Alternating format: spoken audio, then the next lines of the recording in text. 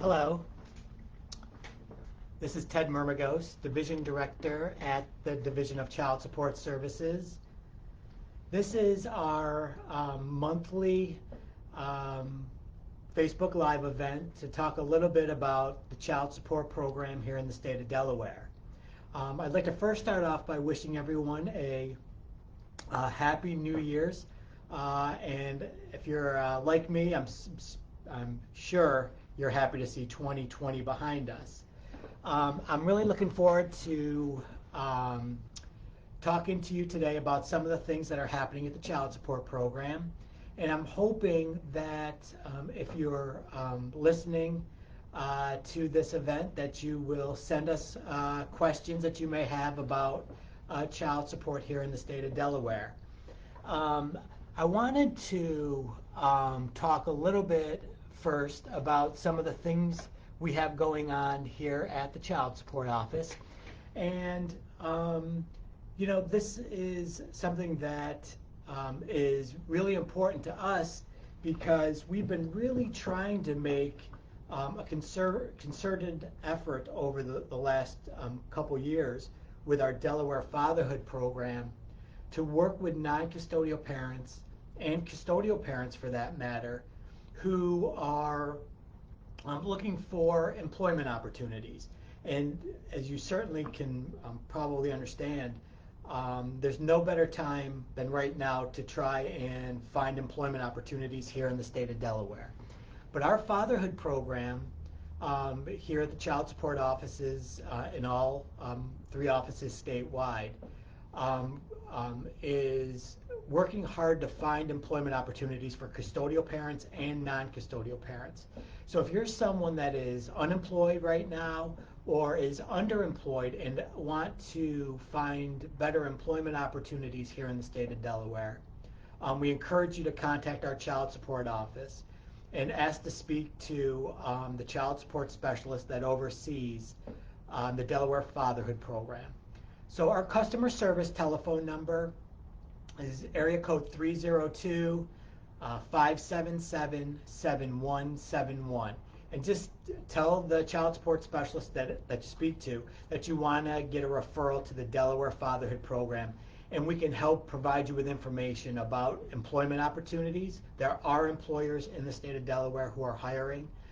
We could also give you information about training or educational opportunities that will make you more employable by certain employers here in the state. So I always want to talk about the fatherhood program because it's really an important thing that we do here in the state, and it can help people become employed and find employment opportunities. So I wanted to take a couple questions. I'm glad they're starting to come in. One question deals with the stimulus checks and the stimulus checks that are going to be sent out to custodial parents. So now that the IRS has issued new stimulus checks, I want to make sure that information is being shared with everyone. The new stimulus checks that are being issued by the IRS and the federal government, today, those $600 stimulus checks, everything that we know here at the child support program that we've learned from our federal partners is that the state of Delaware is not going to be intercepting those new stimulus checks, the ones that are being issued by the federal government as we speak.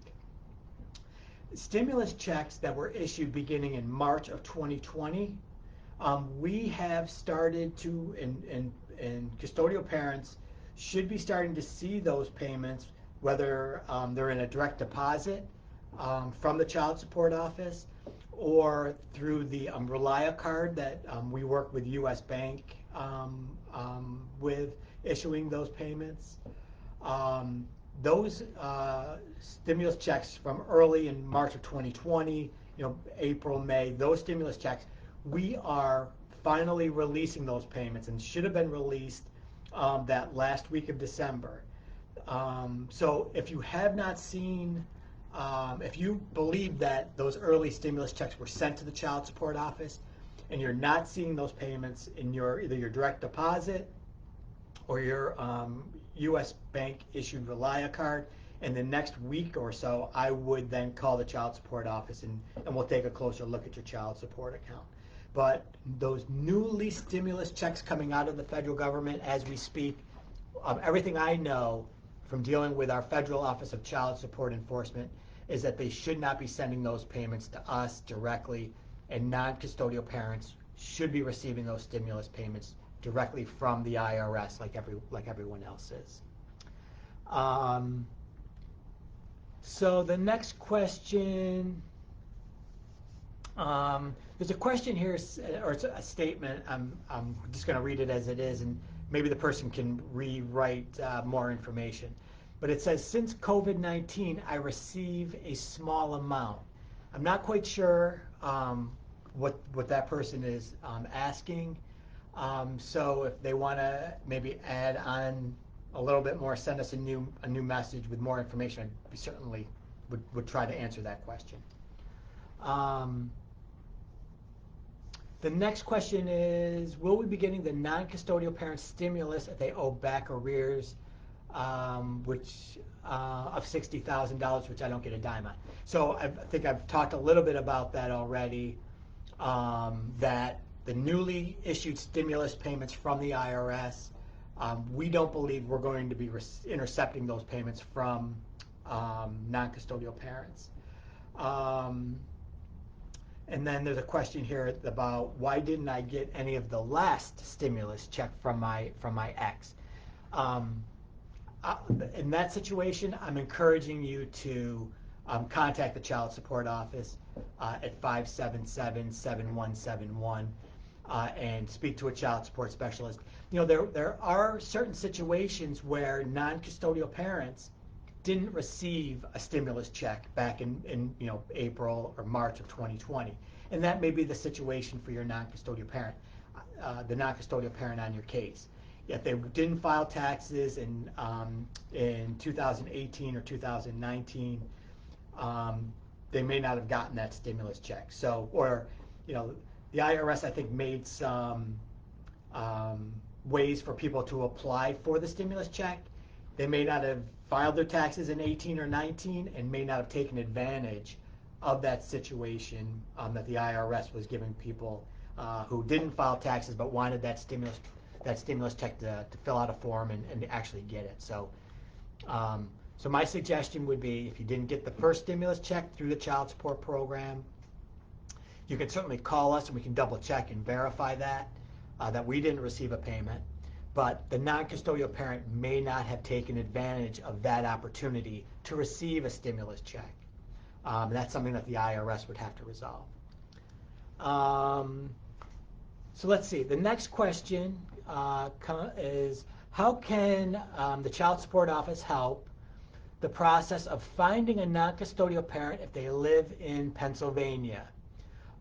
They do have an open child support case in Pennsylvania, and Delaware is just saying that they can't be located to serve the papers. And last month when we had this Facebook Live event, I think we talked a little bit about this. So let's try to talk a little bit more in detail about how child support agencies around the country deal with what we call intergovernmental cases. So when, in this situation, we're saying that the non-custodial parent resides in another state, and the custodial parent and the children reside here in the state of Delaware. So the custodial parent would come to us and open a child support case, and there's some things that we have to take care of before we can send that case to another state and ask them to enforce a child support case on our Delaware client's behalf. Some of the things we have to do in the state of Delaware is we have to look at first by asking the custodial parents some questions. And sometimes these questions are a little sensitive, but it helps the child support program in the state that the custodial parent lives to determine what next steps actually have to take place on the case. So for instance, we have to ask custodial parents, where was the child conceived? I know it sounds like a pretty sensitive question to be asking, but part of the law involves, on where jurisdiction actually takes place, is really about where the child is conceived. So that the non-custodial parent can live in Pennsylvania, mom or custodial parent and child lives here in Delaware, and that child was conceived in the state of Delaware, we can first try to treat that case as a long-arm case, where we process the case as an in-state case and serve that non-custodial parent in different jurisdiction by using long-arm processes. So we first try that to get that person served in that out-of-state location under the long-arm statute. But nothing can be done until we verify a location. So once we verify, and I know that there was some concerns last month about using a postmaster letter, but we have to verify, and how we do that is, we have different tools that we use to locate people in other states or in the state of Delaware. We have to have 2 or 3 verifications that the person lives at the address that we're finding that they live in, so that we can generate a petition via long arm in Delaware, or if long arm processes fail and we want to pursue that case in another state, we have to be able to tell the state of Pennsylvania, we, Delaware, have verified that that non-custodial parent lives in your state or your jurisdiction, and here's the proof. And we usually will verify it with a postmaster letter that says this person lives, at 183 Market Street, Philadelphia, Pennsylvania. And we send that material to the Pennsylvania Child Support Office, and then they go ahead and pick that case up for case processing purposes. So, we in Delaware would have to do some locate and use the locate tools that we have, and then also work with the state of Pennsylvania in that case to have them enforce a case on our behalf. Sometimes, sometimes if we don't have a good social security number, if we don't have a good date of birth, if we're missing key pieces of information, that slows the process up. And not every, one of the things we say too in the child support world is that not every case is the same. So there's different things that may take a case in a certain direction, but we do try hard to verify in our state first that the non-custodial parent resides in a different jurisdiction. And sometimes we're waiting on documents from the post office or from other locate tools to verify that someone is in that location. And I always try to tell people, those intergovernmental cases where a non-custodial parent resides in a different state are some of the most difficult child support cases that we have to work, because we're trying to locate someone that doesn't live in Delaware, and we're using another state agency, and we have to go by with their rules, that state's processes. The city of Philadelphia, for instance, they may have a caseload just in the city of Philadelphia that's about the size of the state of Delaware's caseload. So sometimes that complicates matters. But child support agencies around the country work closely together to try and enforce those child support cases.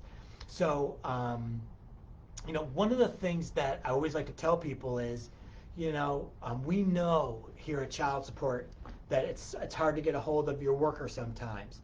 And it's hard to get a hold of people on the customer service telephone lines. But we certainly ask people to keep trying to get through to someone. And there are various tools out there besides calling customer service, by using the customer website. That's an interactive tool that the client, both non-custodial parents and custodial parents, that they can use to interact with our child support system.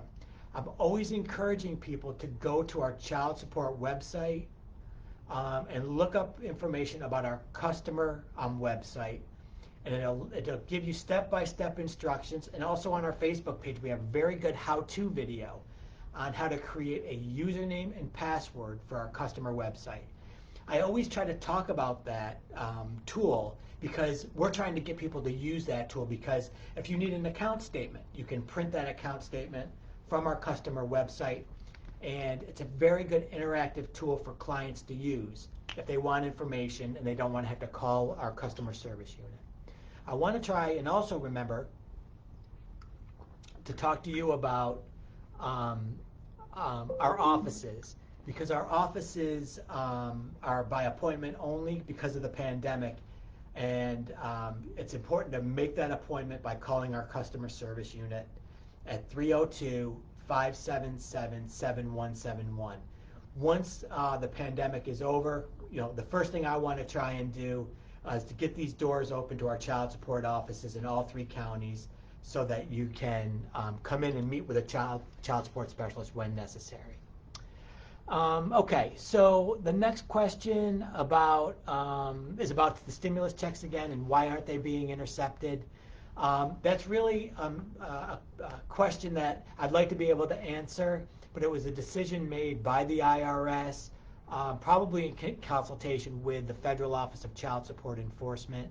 The pandemic has hit, obviously, custodial parents and non-custodial parents very hard, and I can only assume that because people have been out of work and unemployed for quite some time, that the federal government has decided that stimulus check of $600 was going to be sent directly to non-custodial parents. And then there's just some notes here. This says, why isn't the state fighting for us? My kids have been home since March, no court hearing, nothing makes him respond. Well, let me say this. The child support program has really tried hard to fight for custodial parents, but one of the things that I think is important for everyone to know is that as a state agency, we're really here for everyone, whether it's custodial parents or non-custodial parents. This is a time that has been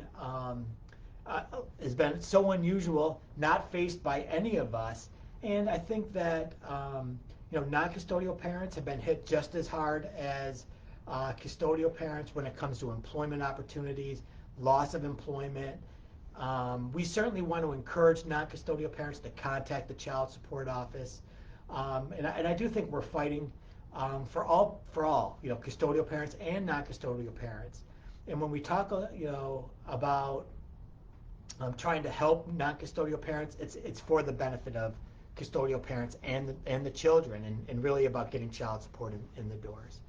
Now, the court hearing situation at family court, I want to make sure that people understand that in the beginning of the pandemic, we absolutely were not filing contempt petitions when non-custodial parents were, especially when non-custodial parents had a consistent paying habit, and then all of a sudden those payments stopped when the pandemic started.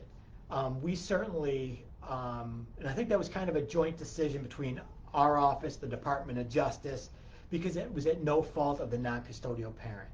I want to assure custodial parents that we at the Child Support Agency are now generating contempt petitions, but I've asked the employees at in our child support offices in all 3 counties that before you generate a contempt petition, we have an obligation to justify that the non-custodial parent has an ability to pay an obligation. And to really, before we generate the contempt petition, I'm encouraging our child support specialist to contact non-custodial parents to find out what their circumstances are and what their situations are. And can we refer them if they have lost their employment opportunities? Can we refer them to the Delaware Fatherhood Program for a training program, for an employment, to help them find new employment opportunities? And for us to loop in custodial parents and let them know, hey, we've talked to the non-custodial parent, and this is their current situation, and looking for a little bit of assistance from custodial parents to work with us and the non-custodial parent and help them find employment opportunities. But we certainly are taking steps when necessary to generate contempt petitions with the assistance and the guidance from the Department of Justice and working with them. And we are fighting for really all of our customers. And our customers as a state agency, as obviously as custodial parents, and obviously as the children involved, but we too have an obligation to help non-custodial parents, and we want to try hard to do that. The next question is, I found out through social media that the father of one of my children is now living in another state and working, but I don't know any other information. Is knowing what state he is in currently helpful? Absolutely. It is important for custodial parents to provide the child support office with any information. And over the years, I've heard from custodial parents, what I'm doing all the work. I'm having to locate the non-custodial parent, and you guys at child support aren't helping me. But I always try to tell them that the custodial parent is, and other family members and other contacts that you may have out in the community, you are really the best resource for the child support program, and you can help us enforce the child support orders as been established by the family court here in Delaware and other states. I wanted to talk a little bit because this brings up a very good point about employment. In Delaware and in other states around the country, all of the child support programs are required to have what they call a new hire, a state directory of new hires program. In the state of Delaware, we have this.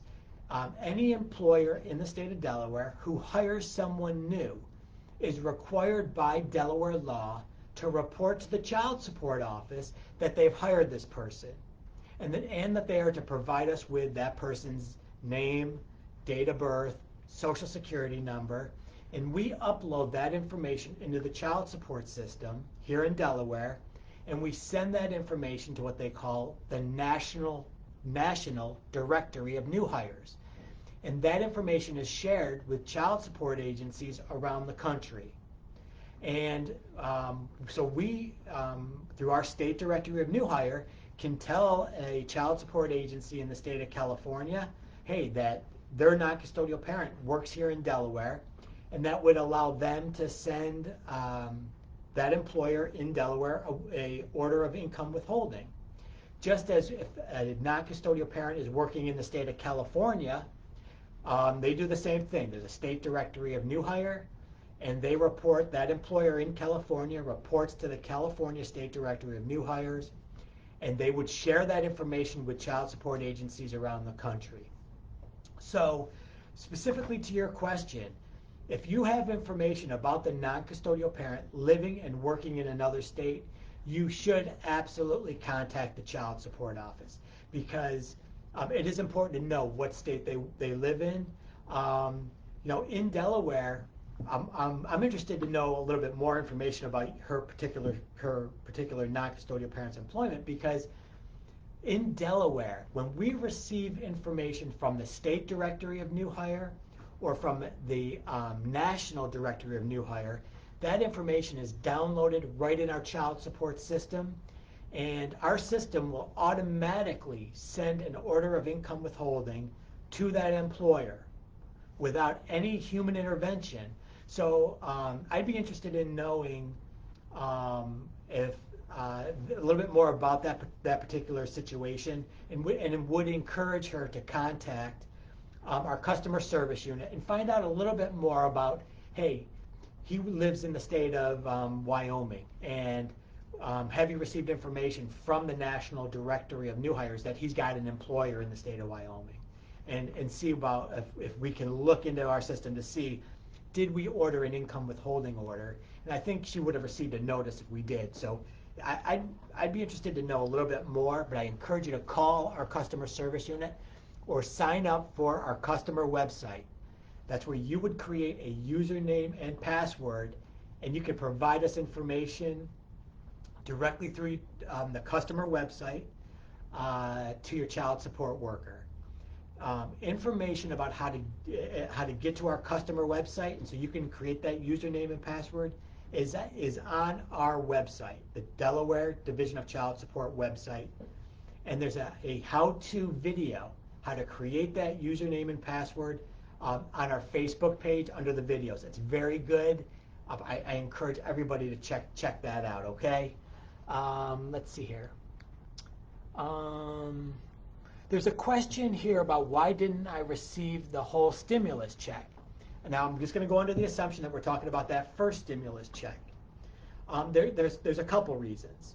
And I don't know the particulars about this, so these are just general responses. So I don't, the first thing I'm going to say is, does the non-custodial parent have multiple cases? I don't know regarding this particular person's situation whether they do or not. But if they do, the child support program may be splitting that stimulus check amongst many people, many custodial parents. The second thing is, were there ever temporary assistance to needy family benefits issued? If there's TANF benefits issued and there's arrears owed to the state of Delaware, some of those stimulus payments may have gone to pay back state of Delaware arrears. There are certain times where when to qualify for the tax refund program, they have to owe a certain balance of arrearages. If the arrears were certified at $850 and the non-custodial parent was to get the $1,200, the IRS may not know that those arrears have increased and he only owes $850 and may have sent us a smaller amount.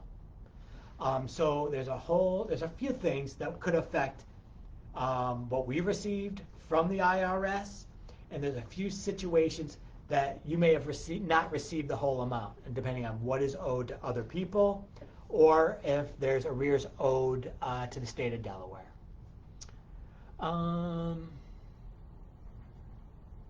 If the non-custodial parent owes taxes, does the IRS get the dollars before child support?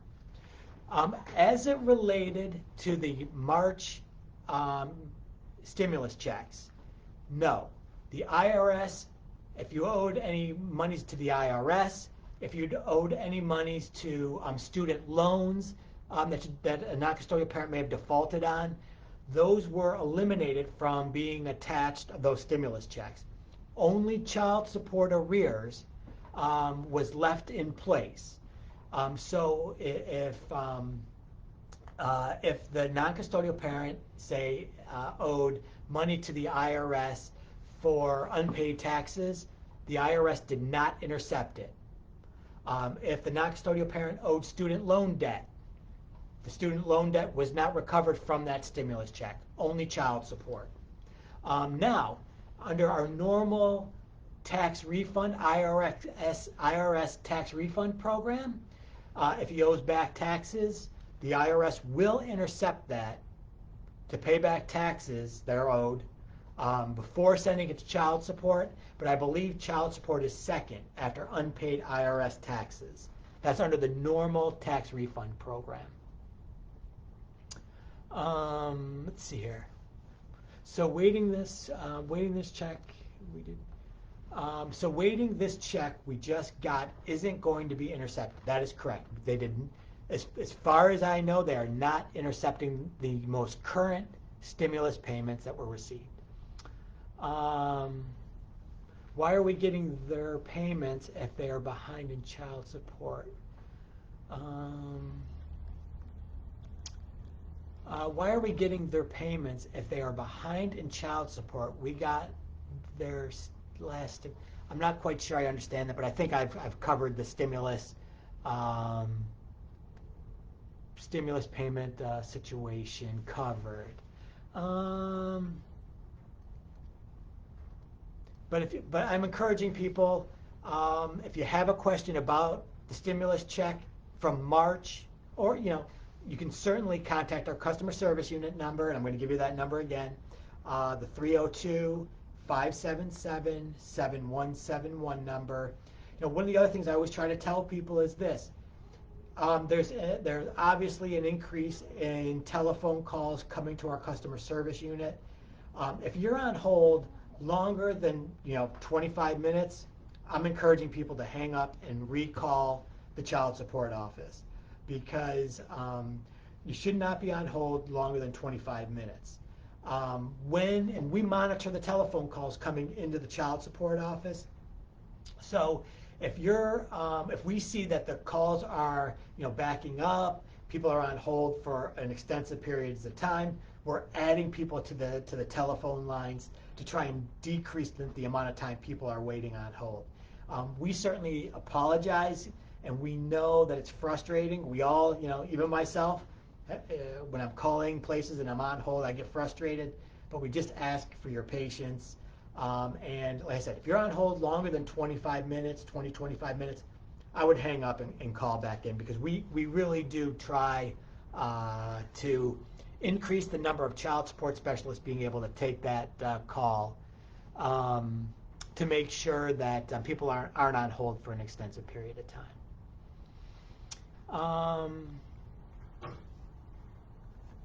So let's see here. I work 2 jobs, no food stamps. They patted him on the back with $417 a month for 3 children because they went off my income. Here in the state of Delaware, we're a judicial state. So we work closely with our attorneys at the Department of Justice, and we file petitions with the family court. We here in the state of Delaware have the child support calculation. The family court uses that calculation to determine what child support obligations are going to be. Ultimately, the courts can deviate from the child support calculation, but both parties have to agree to do that. But in order to be fair to all parties, the child support calculation is really the best tool that we have right now, that we can certainly use to make sure that it's fair and equitable. The thing about it is this: custodial parents need to remember this, and it's that we don't want, and we at a child support office, and I'm sure the family court agrees, we don't want to make child support obligations that are so huge that the non-custodial parent is never going to be able to pay that obligation. It's got to be, they use a cliche in the child support arena, right sizing those child support obligations and making sure that non-custodial parents can legitimately afford what the child support obligation is. I've seen it more times than I can, really want to, have to explain that, sometimes non-custodial parents get frustrated. I don't believe they should. They should try to make any kind of a payment that they can. But sometimes they get frustrated because they get buried by the child support debt, that they just throw up their hands and give up. We don't want non-custodial parents in the state of Delaware to give up. And one of the things I wrote down that I wanted to kind of talk about today is that relationship with non-custodial parents. And we talk about New Year's resolutions, trying to change with the new year how we act and how we conduct business for our personal selves. This is a perfect opportunity for non-custodial parents. If you haven't made payments for the longest amount of time, this is the right time to start making a child support payment. This is the right time to start consistently making a payment. If you can't afford what the child support order, the court-ordered amount is, this is the right time to contact the family court to file a modification of your child support order. But it's also the right time to make some kind of a payment. Because I think custodial parents will appreciate being able to receive a consistent, whether it's every week, every 2 weeks, every month, a child support payment of some kind. And it will show the children that, hey, my mom or my dad, they want to be a part of helping to raise me. And the financial piece of this is just as important to show the children that, hey, he or she is trying to make an effort to make some kind of a child support payment on a consistent basis. Um, why is it that the non-custodial parent has the payments deducted from his child support, but the full amount that is owed is not paid monthly? So that's another very good question. And so in the state of Delaware, and I believe in other child support agencies around the country, because it's a federally run program, non-custodial parents are obligated, let me back up. In the state of Delaware, in about 99% of the child support cases, the family court will order an order of income withholding be sent to employers when a non-custodial parent is employed. That happens practically in every case that happens here in the state of Delaware. And the family court will provide that information to the state of Delaware. If a custodial parent knows where a non-custodial parent is working, we encourage them to communicate that to the child support office so that we can issue a wage withholding. The National Directory of New Hires, the State Directory of New Hires that I've already talked about, we receive information about places of employment. But on every wage withholding that goes out to an employer, it lists what they call the applicable consumer credit protection limit. And that can range from 50% to 65% at 5% increments.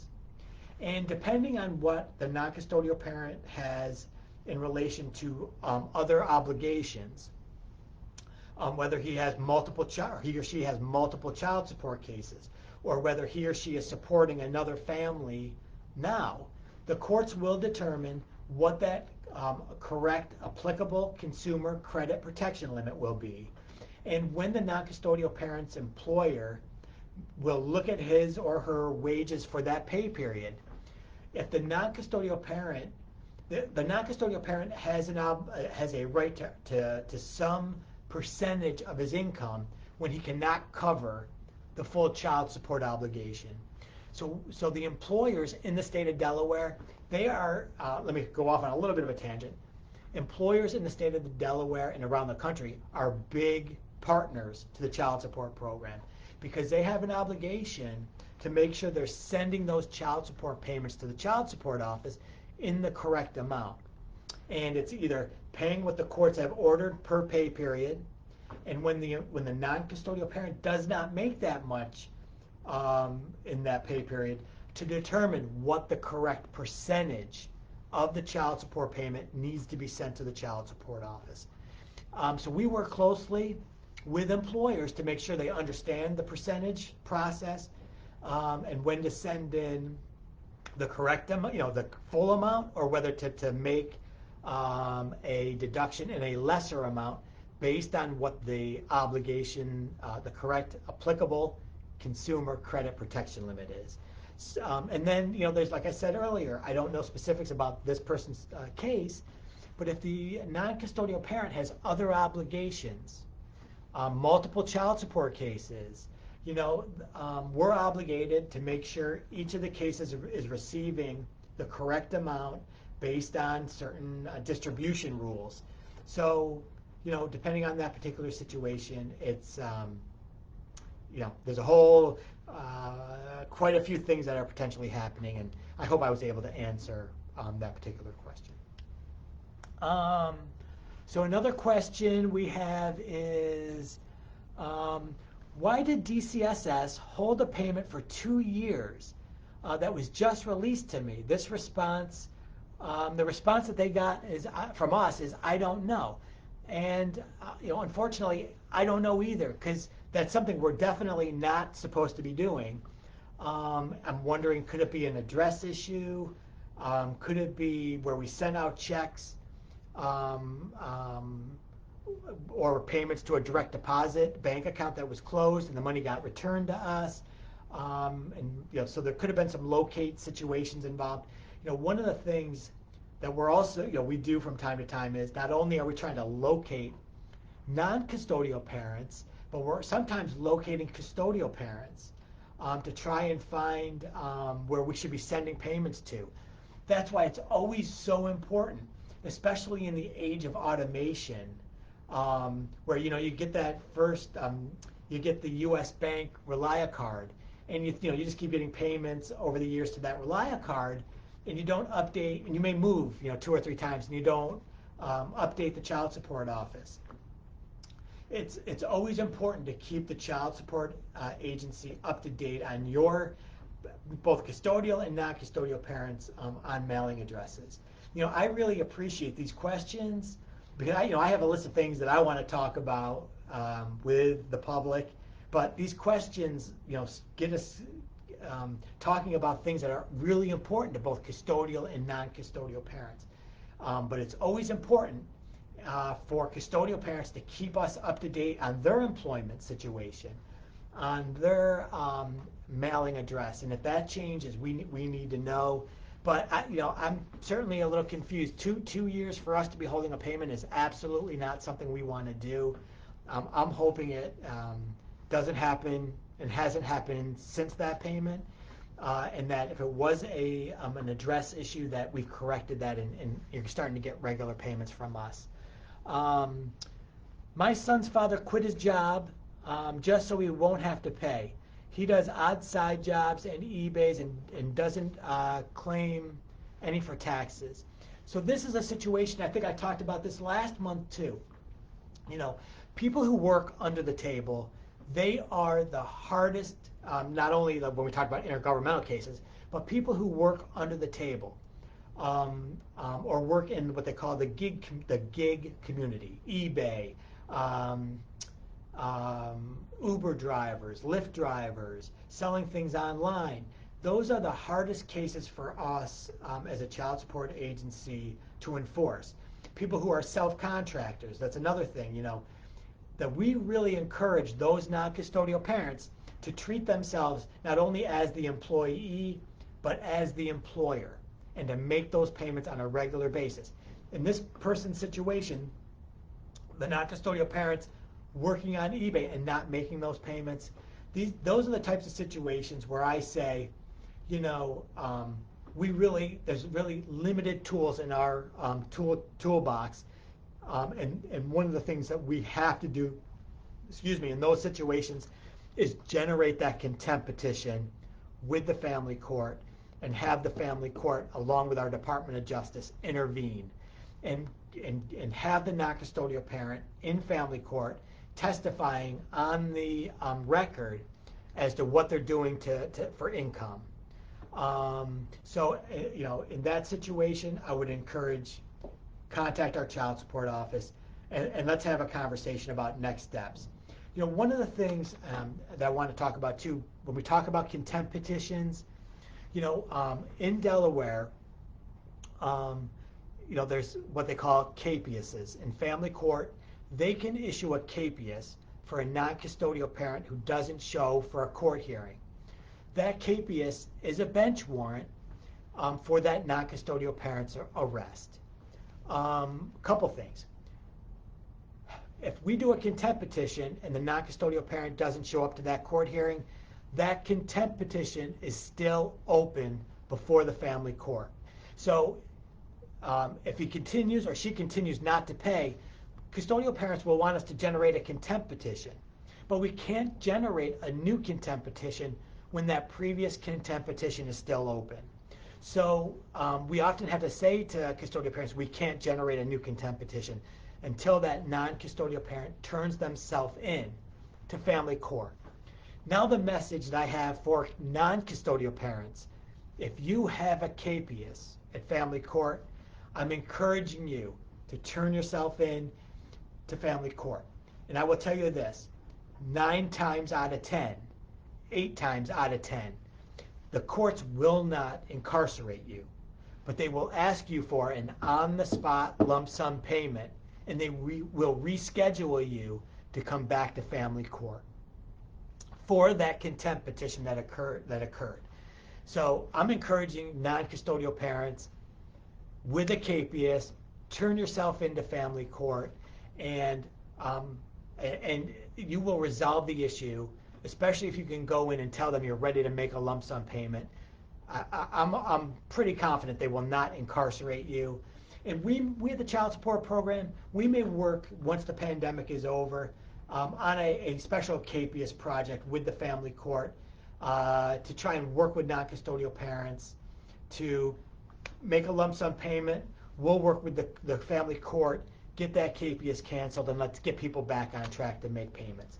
But people who are working under the table, to get back to her particular question, I think those are situations where if we can't get the non-custodial parent to start making a regular payment, I would like to talk to that non-custodial parent and say, look, let's get you on a regular payment, making a regular payment, and let's move forward. People who are self-employed, we can suspend a professional license, a driver's license, and that kind of thing. But sometimes they work around those enforcement tools that we have. I want to make sure I'm able to get to these questions as we have like 15 minutes left. But if he quits jobs, working under the table, talk to your child support specialist about potentially generating a contempt petition. If there's already one pending because there's a KPS, we can try to work to resolve that KPS. You offered that program to my son's father multiple times. He refuses to go, refuses to work, refuses work release, and refuses to pay. My son is 19. So I'm assuming we're talking about the Delaware Fatherhood Program. If he refuses work release, that sounds to me like the person has been incarcerated for non-payment of a child support order. If your son is 19, I'm also making an assumption that current support has maybe been revoked already, and we're looking at just an arrears balance.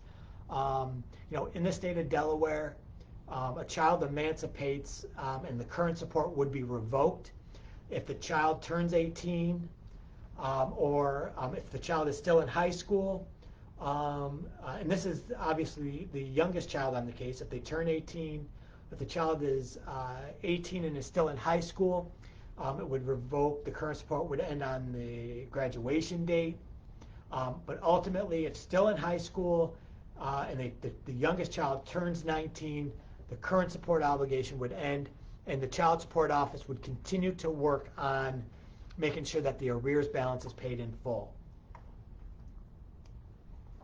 Now, in a situation where the parent is refusing work release and is refusing to work with our Delaware Fatherhood Program and refusing to make payments on a regular basis on their own, the courts in the state of Delaware, and I don't like promoting this, the fact that the court is the only entity in the state of Delaware that can incarcerate someone for non-payment. And if they've tried work release, that's level 4 incarceration in the state of Delaware. They could incarcerate someone at level 5, and that's just incarceration, no work release, none of that, incarceration. So, without knowing too much about the particulars of the case, we would certainly work with the custodial parent. I would like to work with that non-custodial parent more closely to see if we can get that person to comply with some kind of a payment on a regular basis. Whether it's not the court-ordered amount, make something consistently to help the custodial parent and help the child. Okay. So you say we are the best resource. Custodial parents, you are one of the, yes, you are one of the best resources. But when I called to inform my daughter's father switched a job, I was told that that's not my concern. It has been 2 years and he still has not reported it. But when I called to give the name of the business and all the information, I'm told that's none of my business and that I'm telling you right now, that is, if you're getting that information from the child support program, that is absolutely 100% inaccurate. And I will make sure, as soon as this FaceTime Live is over, I will communicate to every worker at child support that if a custodial parent contacts our office and wants to provide us with employment information about the non-custodial parent, we are to absolutely 100% accept that information and get it to the child support worker to do some verifying of that information. And if we can verify it, that the person is employed at that place of employment, we will send, if the courts have ordered, which they probably have, an order of income withholding. Now, The one thing is that I want to make sure people totally understand this, that it is absolutely your right to provide us with employment opportunity. We at the Child Support Office cannot provide to you, custodial parents, or anybody else, where that non-custodial parent is employed. So from time to time, custodial parents will call us and say, I'm getting a payment. Where is he working? And we cannot tell you where that non-custodial parent is employed. But we certainly, like I said, I will make sure every child support worker in the state of Delaware knows that if a custodial parent is calling us with employment information or any other information, location, Facebook, if the non-custodial parent has a Facebook page and you want to tell us what it is, we will take that information. Cell phone numbers, any contact information, we will accept it. I will make sure that our employees know that it is our concern that you're providing us with information. I will absolutely make sure that is communicated to everyone. And I appreciate you sharing with me that information. What recourse does DCSS have when the non-custodial parent works under the table and there is no other income on the books? I kind of touched base on this a few minutes ago. There are very few tools that we have. One is if there is not an open contempt petition with the family court, we can generate a contempt petition with the family court. During the pandemic, like I mentioned earlier, we would communicate with the Department of Justice, make sure we're all in agreement that that's the next step, and we would take that step if the attorneys tell us to go forward, and we are doing that. We have other enforcement tools that we use, and I mentioned like license suspension. The state of Delaware can suspend driver's licenses, business licenses, professional licenses, hunting and fishing licenses. Those tools automatically happen when the non-custodial parent is in arrears of a certain amount. The tax intercept program, we have, intercept state and federal tax refunds.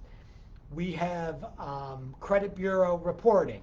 If a non-custodial parent reaches a certain threshold in arrearages, we can report to the credit bureaus an unpaid debt. There's a whole bunch of different tools that we can use to get non-custodial parents in compliance. Do they find ways to skirt some of those enforcement tools? Absolutely. Not filing a tax return, so we don't get a tax refund. Driving on a suspended license, so we don't, so they're still driving even though we suspend a license. There are ways for them to skirt certain tools. But for someone who is working under the table, working and earning income illegally, really, it's really limited. Generating a contempt petition, I would prefer working with non-custodial parents, calling non-custodial parents, writing them a letter saying, we understand you're working under the table. Can you, try to make some kind of a payment on a regular basis. We understand at the child support program that doesn't always work, but I always like to try that tool also. Let's see here. I have an open case with child support. The child was conceived in Delaware. I have provided the office with a social security number. It's been 2 years. Is it possible to verify by contacting the child support office in Pennsylvania? We certainly could do that. My suggestion would be for you to contact us again in the child support office, let's talk about next steps. And if you haven't, if you haven't looked at our customer website, that's another way to communicate with the worker on next steps. I think that's probably one of the best tools, but we should certainly be checking and verifying. It's important for me to say this too. Our child support system, the system we use to process child support cases, is constantly running through a locate tool, federal and state locate tools to try and verify a non-custodial parent's location. The social security number, name, obviously date of birth, those numbers help us do that. But yes, I think, and I'm the director. I think it's, it would probably be something we would want to do to verify with the state of Pennsylvania on whether they can do any locate on their end. But certainly, we don't want a case lingering out there. We certainly want to try to enforce that case as quickly as we possibly can. But those intergovernmental cases are the most difficult. The next question, I want more information on how the state won't intercept stimulus when it was told any money he gets from the lottery, state, etc., is intercepted. Is this even legal? I have an open court arrangement, I'm assuming. Ultimately, I kind of already answered this question, but I'll just make sure it's, I'm clear. We communicate with the IRS. We communicate with the Federal Office of Child Support Enforcement. A decision was made at the federal level to not intercept the most recent $600 economic impact payment, the stimulus check. Ultimately, the local child support offices, us here in the state of Delaware, we do not have any control over that. I certainly would like to intercept anything that we possibly can, whether it's from an employer, whether it's from the IRS. But sometimes things are, sometimes there's things that are beyond our control, and we have to go by the guidance that the IRS and the Federal Office of Child Support Enforcement is providing me in the state of Delaware. I have not received the non-custodial parents' arrears payment, like a payment from that first stimulus check in the months of March, April, May, that kind of thing. I'm also covered, and I'm certainly happy to say it again, if you have not received the economic impact payments that were covered from the first round, my suggestion is this. First, there's a couple of reasons why you may not have received it. One, did the non-custodial parent file taxes in 2018 and 2019? And if they did not do that, they may not have gotten the stimulus check or been eligible for the stimulus check, because the next step would have been to go to the IRS website, and there was some different screens that they could go to, or different programs through the IRS that they could separately file to receive that stimulus check. I don't know whether the non-custodial parent did that.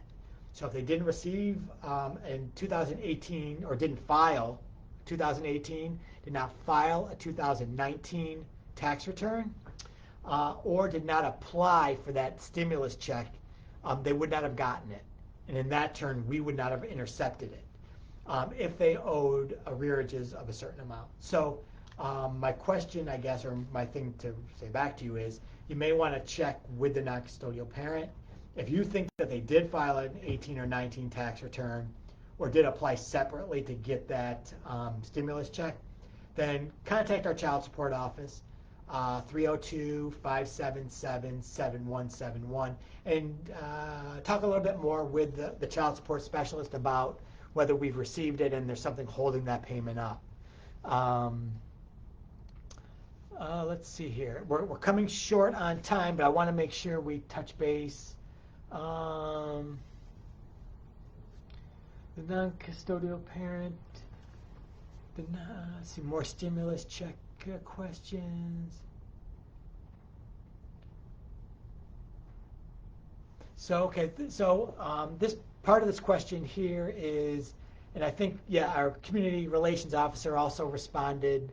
If the non-custodial parent has not received a stimulus check, it's got to, if he thought that he should have received one, or she should have received one, or the child support office should have gotten one and we haven't gotten one, from those first stimulus checks, the IRS is the place to go, and they'll be able to tell you whether that payment should have been received. The next question here, and we may go a few minutes over, that's okay. $130 a month is all he is ordered to pay. 9 years later, and hardly any payments. No payments in the last 5 years, and absolutely nothing on to hold him accountable. A bunch of pointless court dates and no help from you guys. What a waste of time. Okay, So my suggestion would be this. I certainly hate to read comments like that, but I'm not going to not read it because it's something that people, we at the Child Support Office need to know it, and I want to be able to respond to things like this.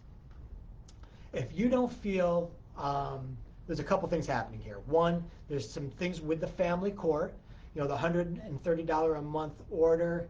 I mean, that appears that it may have been a minimum order at one time. We certainly, try to look at court orders at a minimum every 2.5 years, 3 years to get it modified. So if that hasn't been modified in 5 years, I think that it would probably be something we'd want to do, and I would suggest reaching out to the worker to seek having a modification done. I've talked a little bit about some of our enforcement tools, and a lot of our automated enforcement tools are just that, automated. So things happen without human intervention. The license suspension program, the tax intercept program, the reporting to the credit bureau. That stuff happens without anybody hitting a button on a computer screen. My suggestion is this, is if, and this is something for everyone, if you feel that something needs to happen on your child support case, I'm encouraging you to contact the Child Support Office. I know sometimes wait times are longer, sometimes it's frustrating to have to wait, or sometimes that the response you may get from a child support worker isn't something that's necessarily satisfying or doesn't satisfy the request.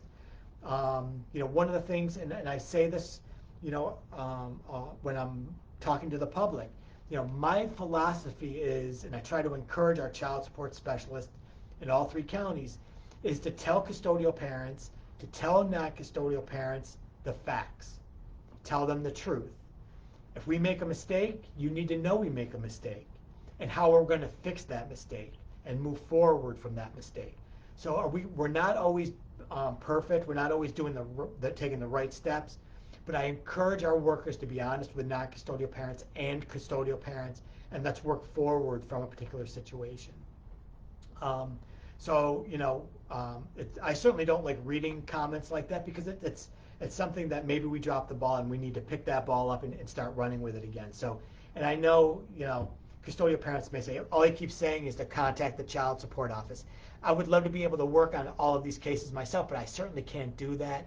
And I will encourage our workers, when I reach out to them about the other piece of information I was going to share with them, I'm going to reach out and encourage them to work with custodial parents on next step case processing, and let's try to move these cases forward. And a lot of our workers are listening to this Facebook Live event. They're joining the contents of this meeting, so they'll hear what I have to say. And see, I'm curious how many non-custodial parents use the fatherhood program. I certainly can provide that information, and maybe what we'll do is put something out on our Facebook page talking more about our fatherhood program and how many non-custodial parents and custodial parents, whether they're male, females, they all can participate in that fatherhood program, and we will publish some information on that on our Facebook page as a little bit of information. Let's see here. My arrears balance is $150,000. Why have we not pursued the father? Why is he not in jail? So,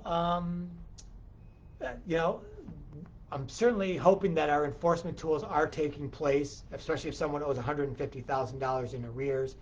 Why he's not in jail, that's a question I certainly can't answer without knowing a little bit more about the case. The family court, like I said earlier, is the only entity in the state of Delaware that can incarcerate people for non-payment of child support orders. So let's see here. And I see I want to thank our community relations officer. He's also helping me answer some of these calls or these inquiries as we are running out of time. Let's see here. Yeah, let's see. Yeah, okay. Let's see. Yes, you're saying both state is paid. Yeah, okay. So the state is if state so if state paid it, then he owed the state. So this is going to be the last inquiry I'll take from the comments section. I'm going to close with this question. Then I'm going to just do a little closing, and then I want people to know this too. Every Monday, the first Monday of the month, we are going to be holding this Facebook Live event. So we will be back in February, the first Monday in February, to do this again at 11:30, and we're going to change the time from 11:30 to 12:30. So I'm encouraging people. I'm going to answer this question, but I'm encouraging people, if you know a non-custodial parent, I want them to start tuning in too, because I think I can share with them valuable information about child support and try to help them and let them be encouraged by some of the things we're doing at the child support program to help non-custodial parents, especially those that are non-payers. We want them to get back on track.